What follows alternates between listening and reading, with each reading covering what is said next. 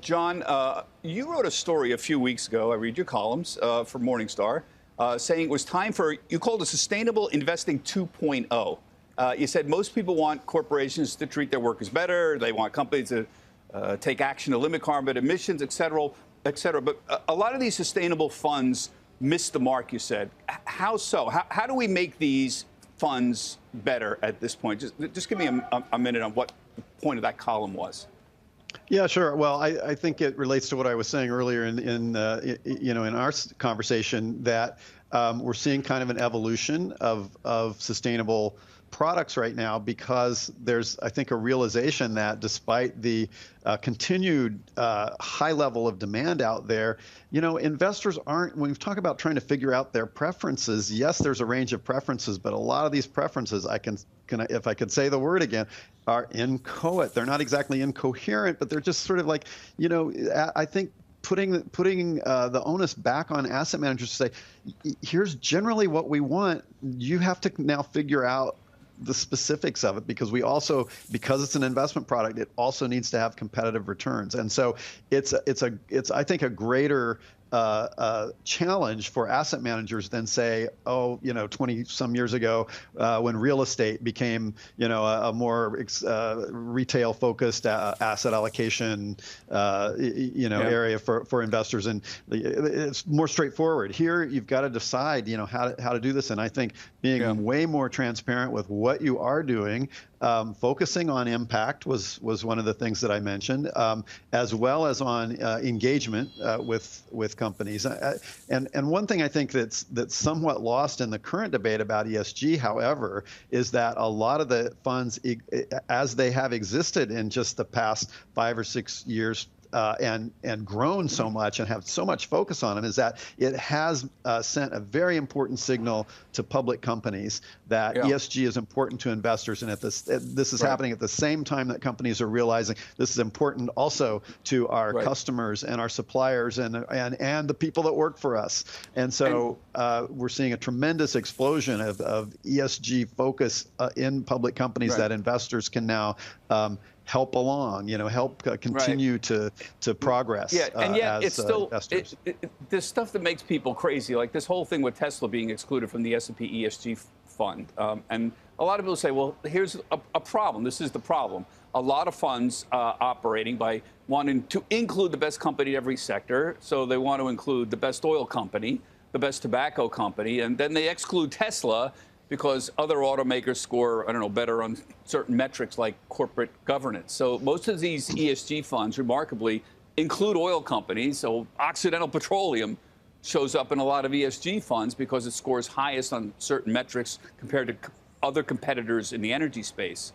I wonder if they score high enough to make a difference, or did S&P have a very valid point by excluding Tesla, for example? This kind of makes people a little crazy. There's a whole debate about this. Here's the thing. Sustainability is complex, and there are two things that are kind of happening here. Does Tesla get a free pass for everything it does related to its environmental, social, and corporate governance performance because it's a leader in electric vehicle production, right? I mean, there's all kinds of other ESG issues now that come into play when you're evaluating a company and evaluating the potential ESG risks to that company and to its stock performance. So, there are these two elements. I argue that more ESG funds should combine those two things. A lot of them are kind of separating them, saying, well, on the one hand, let's just look at ESG risks that are faced by an individual company, faced by companies, and we'll consider that as part of our process and try to, mitigate against that. And in the case of this particular index in Tesla, they were like, well, there's more ESG risk there overall than other auto companies have right now. So, but that same index isn't really considering impact. I think we need to go to a point where we're combining both of those things, and there's a more overarching analysis of a Tesla. And so if Tesla is in the portfolio because of its impact, then you can engage with Tesla. Maybe it's a bit of a difficult engagement process, I think, currently with Elon Musk, but you can engage with Tesla about the ESG issues. And that's the same thing about oil companies. All ESG funds, they can make the choice, and investors can make the choice. They're not all fossil fuel free. They don't exclude all fossil fuel companies, all oil and gas companies. There's an argument to be made for engagement, for sitting down at the table and saying, we are large investors of yours. How are you going to get to net zero? How are you going to change your business? Let me ask you, before I let you go, John, just to put on my strict investor hat, forget about what's good for the planet. John, is there any evidence that ESG strategies actually outperform non-ESG strategies? Forget about what's good for the planet.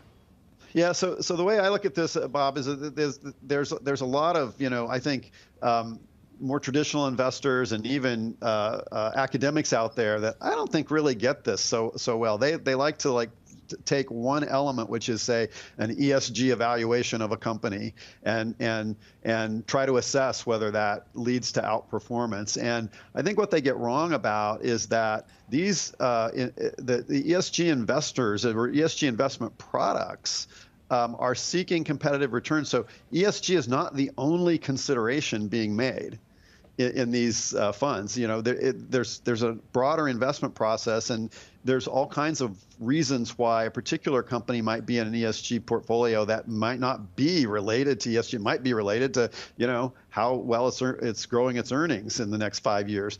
And so the way I like to look at it is, we have all these ESG funds out there. Let's watch and see how they perform. And the story with ESG funds on the whole is that they generally perform at least in line with their competitors. Over the last 5 years or so, during this tremendous boom in ESG, generally speaking, they've outperformed traditional investments. So I'm not saying they're going to always outperform, but if you have an idea with your investments that, we need competitive performance out of these investments, I think ESG funds have already demonstrated that they can provide that.